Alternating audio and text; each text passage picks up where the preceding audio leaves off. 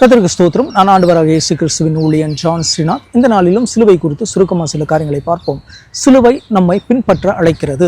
லூக்கா 9:23 இயேசு சொன்னார், ஒருவன் என்னை பின்பற்ற விரும்பினால் அவன் தன்னைத்தான் வெறுத்து தன் சிலுவையை அனுதினமும் எடுத்துக்கொண்டு என்னை பின்பற்ற கடவன். இந்த அழைப்பின் மூலம் இயேசு கிறிஸ்து நம்மை நம்பிக்கைக்கு மாத்திரமல்ல, நம்மை அர்ப்பணிக்கும் ஒரு வாழ்வு முறைக்குள் அழைக்கிறார். சிலுவை என்பது இயேசு சுமந்த ஒன்று மட்டுமல்ல, நாமும் சுமக்கப்பட அழைக்கப்படுகிறோம். சிலுவையை சுமப்பது என்பதன் பொருள் சுயநல ஆசைகளுக்கு இல்லை என்று சொல்வது, நம்முடைய சித்தத்தை விட தேவனுடைய சித்தத்தை தேர்ந்தெடுப்பது, கீழ்ப்படிதலும் தியாகமும் நிறைந்த வாழ்க்கையை வாழ்வது, கடினமாக இருக்கும் போதும் இயேசுவை பின்பற்றுவது.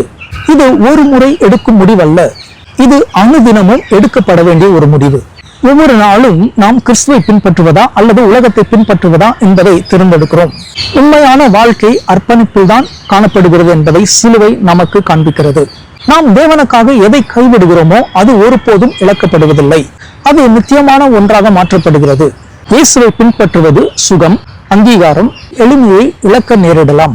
ஆனால் அது நோக்கம், சமாதானம் மற்றும் வெகுமதிக்கு வழிவகுக்கிறது. ஆமென். தேவனை இன்னும் நெருக்கமாக பின்பற்றுவதற்காக இன்று எதை விட்டு கொடுக்குமாறு அவர் உங்களை கேட்கிறார்?